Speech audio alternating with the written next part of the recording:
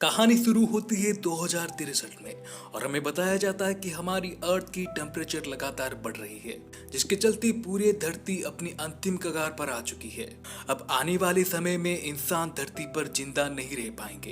यहाँ पर कुछ साइंटिस्ट होते हैं जो इंसानों की आने वाली पीढ़ी को बचाने के लिए एक प्लानेट ढूंढ रहे थे और लकीली उन्हें फार वे गैलेक्सी में पृथ्वी जैसी एक हैबिटेबल प्लानेट भी मिल जाती है।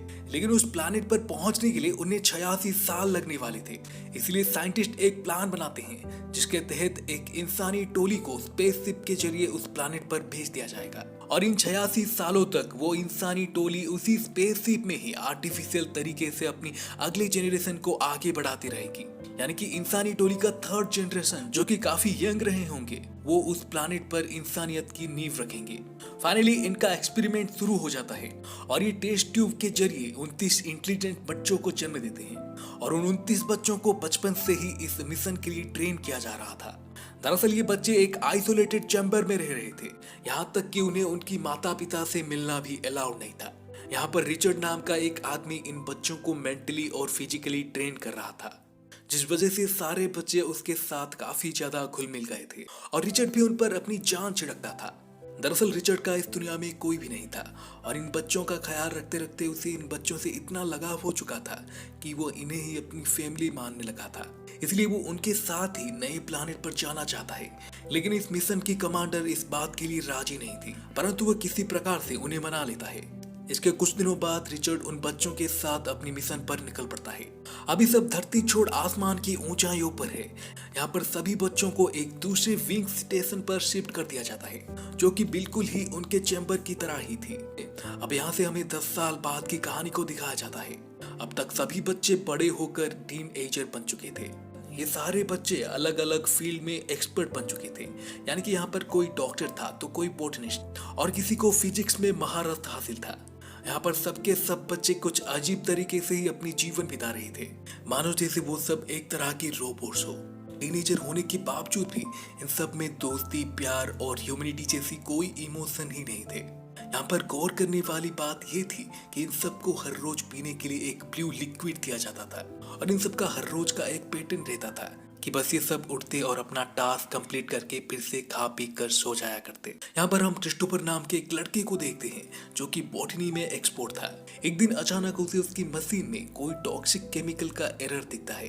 हालांकि वो रिचर्ड से इस बारे में पूछता है, लेकिन रिचर्ड जानबूझकर उसकी बात को टाल देता है। कुछ देर बाद क्रिस्टोफर अपनी दोस्त जे को इस केमिकल के बारे में बताता है। वो दोनों अपनी अपनी फील्ड में एक्सपर्ट होने के बावजूद भी उन्हें इस केमिकल के बारे में कुछ भी नहीं पता था। इसलिए दोनों रात को स्पेसशिप के मेन कंप्यूटर को हैक करके उस केमिकल के बारे में सारी इंफॉर्मेशन निकाल लेते हैं। दरअसल ये केमिकल T56J था और ये केमिकल इंसानों की एंड्रोजन हार्मोन को एक्टिवेट होने नहीं देता था, जिसके चलते इन सब के अंदर फिजिकली इंटीमेसी यानी कि यौन संबंध बनाने की इच्छा पनप नहीं पा रही थी। और हैरानी की बात ये थी कि ये हर रोज सुबह जो ब्लू लिक्विड पी रहे थे उसके अंदर यही केमिकल मिलाया जाता था। अब क्रिस्टोफर और जेक इस बात को समझ चुके थे कि इस ब्लू लिक्विड की वजह से ही ये इतने डल रहा करते थे और ना ही एक दूसरे के प्रति आकर्षण महसूस कर पा रहे थे। इसलिए वो दोनों इस ड्रिंक को स्किप करने लगते हैं, जिस वजह से वो कुछ ही दिनों में बाकियों से ज्यादा एक्टिव और एनर्जेटिक रहने लगे थे। इस दौरान क्रिस्टोफर को एक सीक्रेट चैम्बर के बारे में पता चल जाता है और वो सीधा जाकर रिचर्ड को इस बारे में पूछता है, जिस पर रिचर्ड उसे कहता है कि वो चैम्बर सिर्फ थर्ड जनरेशन के लिए बनाया गया है और रिचर्ड खुद भी नहीं जानता कि उसमें क्या है। इसके बाद रिचर्ड धरती पर मैसेज सेंड करता है और वो बताता है कि यहाँ के सारे बच्चे काफी स्मार्ट हैं क्योंकि वो रिचर्ड की छोटी से छोटी बात को झट से पकड़ लेते हैं। साथ ही साथ वो बच्चों को सारी सच्चाई बताने का परमिशन मांगता है। लेकिन इस मैसेज को धरती पर पहुंचने के लिए कम से कम 2 महीने लगने वाले थे। इन सब के बीच क्रिस्टोफर को स्टेला नाम की एक लड़की से प्यार हो जाता है जो कि एक डॉक्टर थी और शायद कहीं ना कहीं जेक भी स्टेला को हासिल करना चाहता था। इसलिए जेक एक बार उसे अपनी मन की बात बताता है, लेकिन स्टेला इस बात से इनकार कर देती है। तो जेक अचानक से उसका हाथ पकड़ लेता है और तभी रिचर्ड भी वहां से गुजर रहा था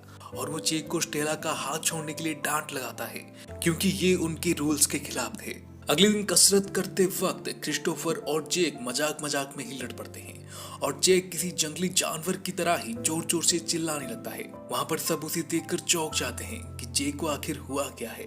खैर, एक रात जेक नोटिस करता है कि रिचर्ड और स्टेला एक ही रूम में थे और बात करते करते रिचर्ड स्टेला के कंधे पर अपना हाथ रख लेता है। ये देखकर जेक मन ही मन रिचर्ड के ऊपर गुस्सा करने लगता है कि वो स्टेला को छू सकता है पर मैं नहीं, यानी कि तुम करो तो चमत्कार और मैं करूँ तो बलात्कार। अगले दिन रिचर्ड सबको इकट्ठा करके बोलता है कि स्पेस में कुछ खराबी आई है जिस वजह से हमारा धरती से कांटेक्ट टूट गया है और हमें जल्दी से स्पेस से बाहर जाकर इसे रिपेयर करना पड़ेगा। इस काम के लिए रिचर्ड जेक को अपने साथ बाहर ले जाना चाहता था और बाकी सब अंदर रहकर इसे रिपेयर करने वाले थे। लेकिन जेक जब सूट पहनने के लिए कमरे में जाता है तो वहां पर स्टेला भी थी और स्टेला को देख जेक उसे इधर उधर टच करने लगता है, उसके साथ जबरदस्ती करने लगता है।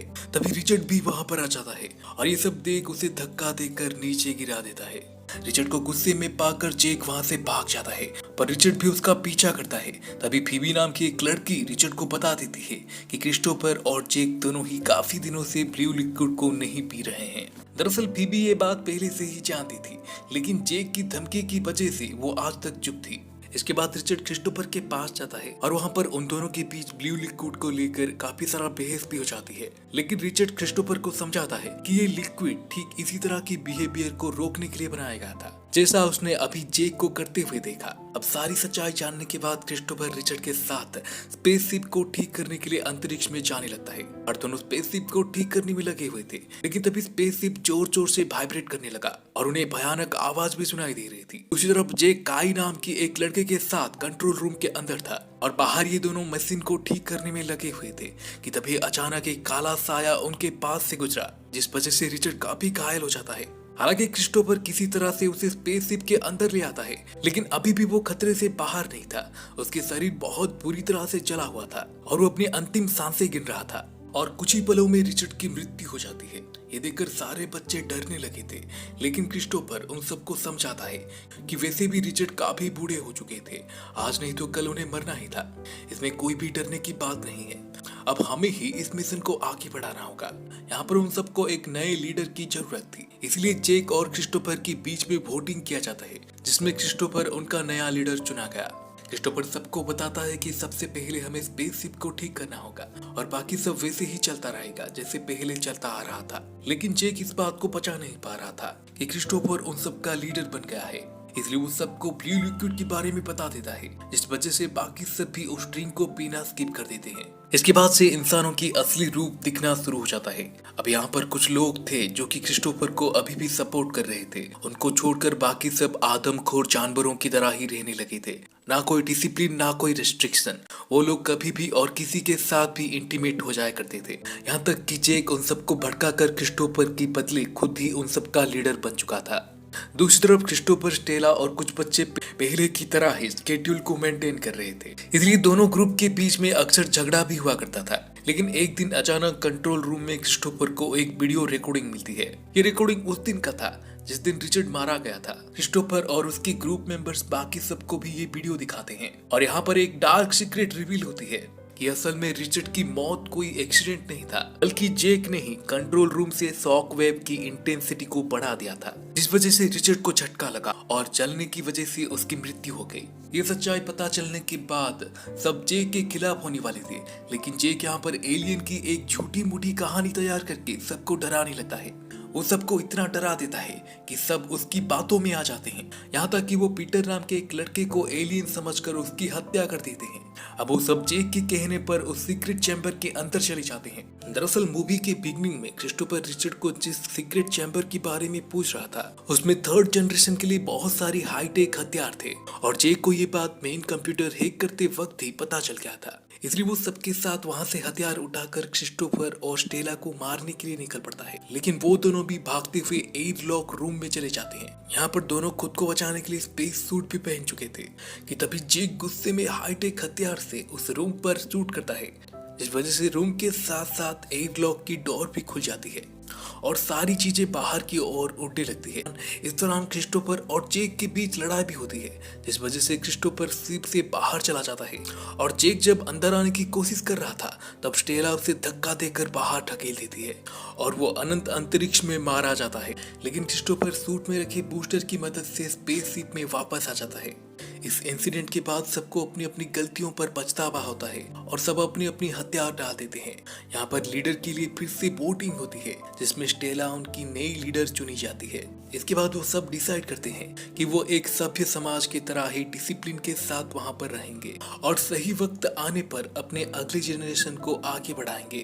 अब हमें काफी सालों बाद उनकी थर्ड जनरेशन को दिखाया जाता है जहाँ पर ये सब खुशी खुशी एक दूसरे के साथ रह रहे थे और इसी के साथ ये मूवी यहीं पर खत्म हो जाती है।